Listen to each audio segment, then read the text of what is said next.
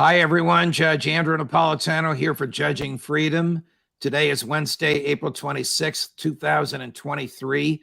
It's about 3 o'clock in the afternoon here on the East Coast of the United States. Colonel Douglas Macgregor joins us for his weekly time with us. Colonel, always a pleasure.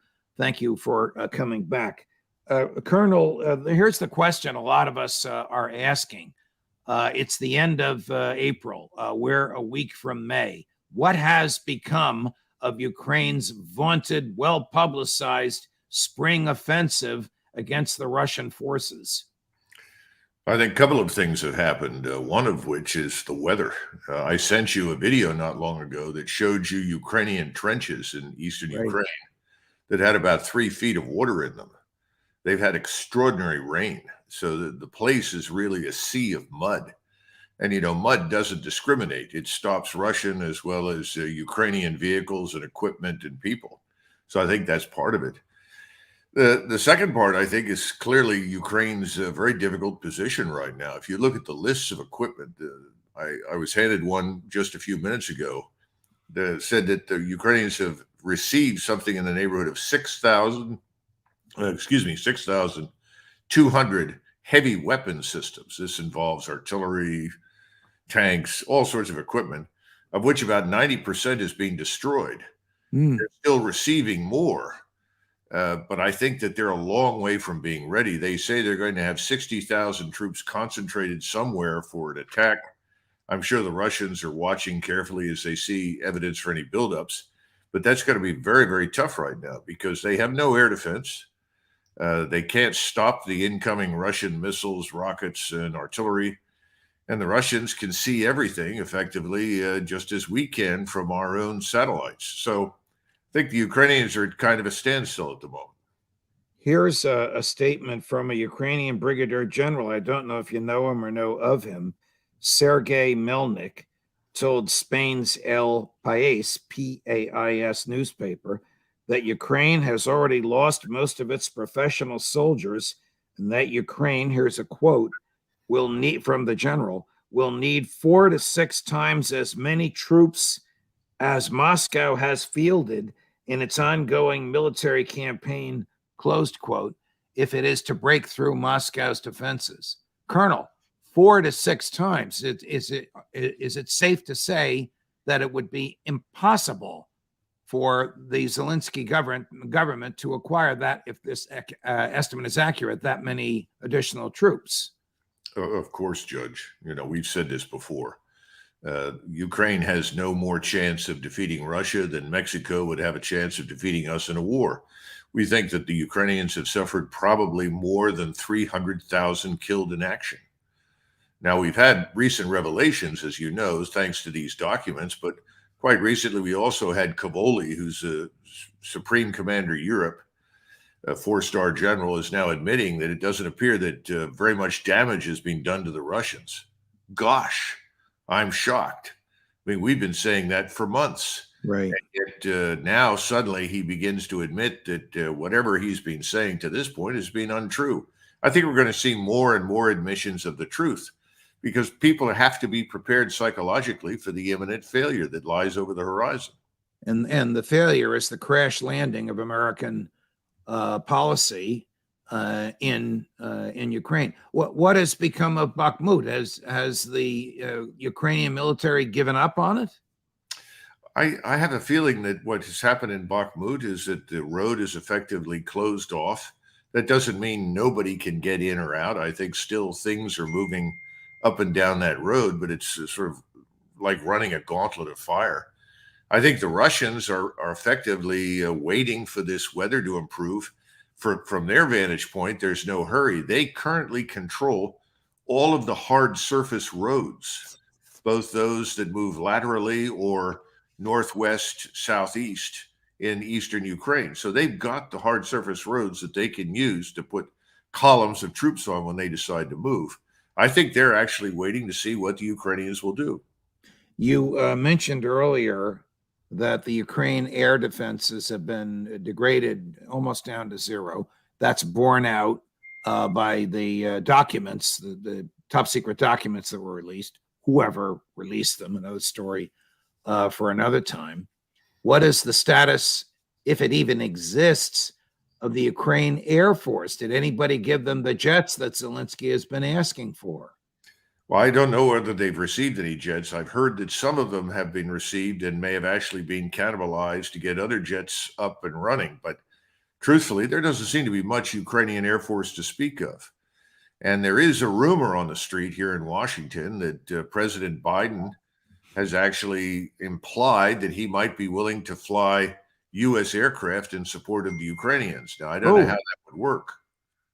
Well, if he flies U.S. aircraft with U.S. pilots, they're fair game in war. No? Of course. Well, during the Korean War, to a lesser extent in Vietnam, but certainly during the Korean War, there were large numbers of Russians flying fighter aircraft in support of the North Koreans, and we shot them down. I would not be surprised if there was not an effort at least to consider putting U.S. pilots inside aircraft that had Ukrainian markings on them. How that would work and how far they would get, who knows? I mean, this integrated air defense structure that our Air Force has routinely dismissed has turned out to be very, very effective on the Russian side. And if we were to use any of our high-end aircraft, it would be a bonanza for the Russians, because this would allow them to test all of their capabilities against them. They've done a little of that, by the way, in Syria, where they were able to capture all the target forms and radar signatures of all of our high-end jets. But the opportunity to actually shoot some of ours down, well, that would be a welcome opportunity, I would think, for the Russian military. What you have been courageously articulating in the past 13 months that you and I have had the pleasure of working together has all come to pass. Is it now generally recognized by NATO countries that this is a lost cause militarily? Behind the scenes, absolutely. No question about it. Even the Polish chief of staff just a couple of months ago, as you know, made a statement where he pointed out the Russians have actually performed very well. The Russian soldiers are quite competent, tough, capable, should not be underestimated. Then he went silent. But my sources in Poland tell me that he continues to warn against the use of any Polish forces to rescue the Ukrainians, because it would be effectively a fool's errand. And what about Victoria Nuland and her folks? I mean, it was just 2 weeks ago she suggested that Ukrainian fighter jets, or I don't know what hardware should be used, Ukrainian military could legitimately, lawfully, and wisely, my words, not hers, but I've listened to what she said many times, attack Crimea, and that the American military would support that. Is she standing alone in that? Victoria Nuland represents the ideological wing of the hard left in the Biden administration. She's always been there. She's been operating like this for 2 decades at least. I don't think I would pay much attention to her militarily, but I think she's a voice of the diehard supporter. You know, she's somebody who's not going to stop talking until Russian tanks are rolling along the border with Poland. I mean, that's literally her attitude. It's catastrophic. I don't think she has any military influence, thank goodness. Right. But this is the sort of thing that ideologues do. Remember, their ideology of perpetual war and revolution to spread what they call democracy, which is really their own hegemony. This sort of thing is a religion to them, and they have a faith in it that rivals, the Muslims' faith in Islam or the Christians' faith in Christianity. See if you can guess who said the following. I think you know who this is. Even these countries of the former Soviet Union do not have an effective status in international law, since there is no international agreement that would specify their status as sovereign countries. I'd hate to hazard a guess. That's well, that is the Chinese ambassador to France made that statement in Paris, and of course, this caused a tremendous kerfuffle in Brussels and in Beijing. Where he gets this from, I don't know. Why he said it, I don't know. but the Chinese government has since felt the need to say the Baltic countries are free and sovereign and independent nations, and we respect that. I just throw this out there because I wonder if it was part of the long and meaningful phone call that President Zelenskyy had with President Xi of China, either yesterday or today, depending upon which side of the international time zone you're on. But they just had it. Yeah, well, it's possible, though. I doubt very seriously that President Xi would have made a statement like that to President Zelensky, because that would have undermined President Xi's effort to try and persuade him to come to terms with Moscow. But, there is a certain amount of truth in what the Chinese ambassador said. We Americans ought to keep that in mind. My ancestors used to say that, whatever we can hold with our sword is ours. In other words, you can take your lawful agreements and shove them. You're speaking of Scotland. Yes, I'm speaking of my Highland ancestors. When is Scotland going to become free? But that's another topic for another time, Colonel. I don't know, but the bottom line is we ought to keep it in mind that we draw these borders, and borders are only meaningful if you can actually protect them. We're not bothering to do that with our own, and we might well wake up in the future and discover that we have Mexico or other countries claiming parts of our own continent. I hope not, but I think it's eminently possible. The key thing, I want to ask you about this conversation. Of course, we don't know exactly what was said, but what would be President Xi's purpose in having this conversation with President Zelensky if it wasn't to try and talk him into coming to some sort of a negotiating table? Absolutely. Remember from the very beginning, contrary to what everyone in the West thinks, the last thing that China wants is a war with anybody. Remember, 1 out of every 4 Chinese under the age of 30 is currently unemployed. They've shut down the shadow banking system. They've destroyed the opportunities for credit, for expanding the economy as a result. The war on corruption has taken an enormous toll. And Xi has literally imprisoned hundreds of thousands and had thousands executed for horrendous crimes of corruption. We're talking about people in the PLA and in the armed forces as well. We don't cover these things. We don't understand China. The Chinese want to trade with Europe. They need Europe, particularly if they're going to lose us. And the Europeans want to trade with China so that they're not exclusively dependent upon us. They've got to have the one belt, one road. That means they've got to go through Ukraine with all of these high-speed rail lines that they want to build to transport goods and services. All right. Well, this is fascinating, Colonel, because according to Bloomberg, a reporter from which was physically present when readouts were given, that's the government version of the conversation, there are some things that both readouts agreed on, one of which you just said. President Xi of China says negotiations are the only solution for the war. 2, President Xi says China is willing to boost its ties with Ukraine, which must mean trade, or maybe even financial aid in rebuilding Ukraine if Zelensky will sit down somewhere, Geneva, Beijing, wherever they're going to have these talks, if they have them. The obstacle to the talks, I'm sorry, my question is so long-winded, I'm throwing a lot at you. The obstacle to the talks is the American State Department. Well, this is the Chinese version of William Howard Taft's dollar diplomacy.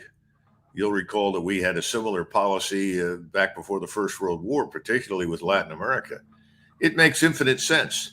The Chinese are quite willing to try and buy their way in rather than fight their way in.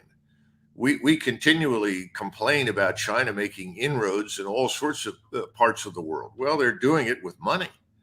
Unfortunately, we've chosen the military instrument, and then we've chosen to lecture everybody on adopting whatever we think is liberal and democratic, when in reality, the Chinese never interfere in the affairs of other countries. So I think this makes sense. Now, what can he do? This is a difficult question for Zelensky. because how much can Zelensky give up and survive in office? We don't know. We have no idea what's really happening inside his country when it comes to his own political future. But the Chinese are probably saying, look, if you'll sign over most of the territory that the Russians now have, and probably a little bit more, I would suspect, and do business with the Russians, we'll stop this and we'll rebuild your country. It'll take a decade, but we'll do it. And I'm sure, frankly, that President Putin has got a lot of pressure right now on him inside Russia to march all the way to the Polish border. Again, as we've discussed before, most Americans have no idea how infuriated the Russian people are with what has happened. Their hatred for Ukraine is only in second place to their hatred for us for having created and cultivated this conflict. But he is a pragmatist. Putin is nothing if not a smart pragmatist. And if Putin can end this, stop the bleeding, stop the wasteful destruction of property that he has no interest for him, I think he would probably go along with Xi. So as I hear you, we in the West do not know the stability of President Xi in office. We do not know if he fears for his tenure in office or his mortal existence on the planet if he were to acquiesce to peace negotiations now and cause a ceasefire. I mean, he might flee to Miami and call for the ceasefire there. Well, Judge, when have our intelligence services warned us effectively of much of anything? I mean, I remember in 1989 when everything collapsed or began to collapse in the Soviet East Europe, people were stunned. Just a year or two before, people were telling me, I see no evidence for any undermining of the broad consensus in the Soviet elite and in Eastern Europe for the continuation of the Warsaw Pact and the Soviet state system. I mean, it all happened very, very quickly. No one seemed to get it. I think Murray Fishbach, he was the demographer. He was the only one who'd been predicting the imminent collapse of the Soviet Union since the mid-'70s on the basis of demographics alone. But Right. nobody else did. So why should we be surprised now that we don't know what Xi really thinks? We don't know his real position. We don't understand what's really happening in China. We're too busy projecting ourselves onto everyone else. All right. Well, if the Russian intel has the ability to listen to conversations between Joe and Jill Biden, does the American CIA, I'm just exaggerating a little bit. Boring transcripts. Right. Does the American CIA have the ability to listen to conversations of President Xi and his senior military and political leadership staff? They certainly do. How much and how often? I mean, how frequently does Xi or does Putin retreat to his soundproof area to conduct conversations? Who knows? But certainly we can pick up a great deal. Zelensky, not Xi. Do we know Zelensky, if Zelensky is a scared rabbit that he thinks he's going to be assassinated tomorrow, or is he truly in command? Well, if they know, they're not going to tell you or me. They're not going to tell us. We're never going to find out the truth. But I suspect he's very worried right now. Predictions for the next couple of months. I mean, to me, it seems like the Chinese are doing the right thing, and the readout from the conversation was to prepare the Ukrainian elites or whoever controls Zelensky for the inevitable ceasefire and negotiations presided over by some universally respected Chinese diplomat. I think that's what the Chinese would want. The question is, if you stop and consider the sort of relentless propaganda attack on China now, it's almost as though China has eclipsed Russia as the great evil that has to be contained and defeated. And you hear people in the military like this admiral in the Pacific Fleet who spoke last week and said we could actually manage a two-front war, which is the height of stupidity and idiocy. You begin to get the impression that we would probably prefer that there be no peace in Ukraine at all because we don't want the Chinese and the Europeans to trade with each other. Right. We think that would be bad for our interests. Well, that's like stopping the sunshine from bursting through the clouds. I mean, it's going to happen whether we like it or not. We don't seem to care about that. Colonel, what is the status of American preparedness for the use of our military for defensive purposes? Stated differently, have we depleted our substantive supplies and the things we've given away to Ukraine? The Wall Street Journal reports that the military-industrial complex in the U.S. can't work fast enough, hard enough, or get enough people to work for it. Anyone with any experience in the defense industries and inside the Department of Defense will tell you that our great weakness at this time, and it has been a weakness we're aware of for at least 20 to 30 years, is that we don't have a surge capacity. Surge capacity means that you can suddenly set machines in motion and turn out millions of rounds of ammunition in the space of a few days with a little bit of effort. We don't have that because it's very expensive to keep large numbers of people sitting around waiting to operate large numbers of machines. So we have effectively cut everything to the bone. Everything is a very short fuse in terms of our time horizon. We think in terms of what we're going to do over the next 90 days or 6 months. The Russians had always effectively kept the capacity for surging their existing equipment sets. We did not, and we do not. So the answer to your question is, if we were compelled to fight for any longer than a few weeks in Central East Europe, we couldn't do it. Does the President of the United States know that, Colonel? You know, that's the $1,000 question. And let's say that he knows it. He may be told, well, don't worry because we'll win in that short time. We can go back. The last time we won anything in 3 weeks. Well, you know, we can go all the way back to the Second World War and when the Germans attacked France. The German General Staff opposed it. They were violently opposed to going against the French and the British because they said we're not ready, and they were right. We think that the Luftwaffe in 1940 had about 2 weeks of ammunition on hand when they attacked the British and the French. So it was a high-risk venture.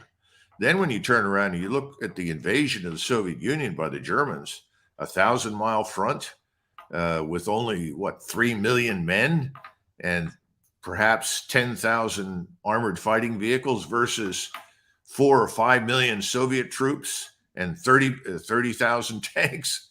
I mean, these are all intelligence failures, but they're also errors in judgment. So I don't think we would be surprised to discover that there are people in the Pentagon that are making similar errors of judgment. When it comes to war, the cardinal rule is, if you're not compelled to fight, don't fight. Colonel Douglas Macgregor, always a pleasure, my dear friend. Thank you so much for joining us. Sure. Thank you, Judge. If you like that, like and subscribe, and more will come. Judge Napolitano for Judging Freedom.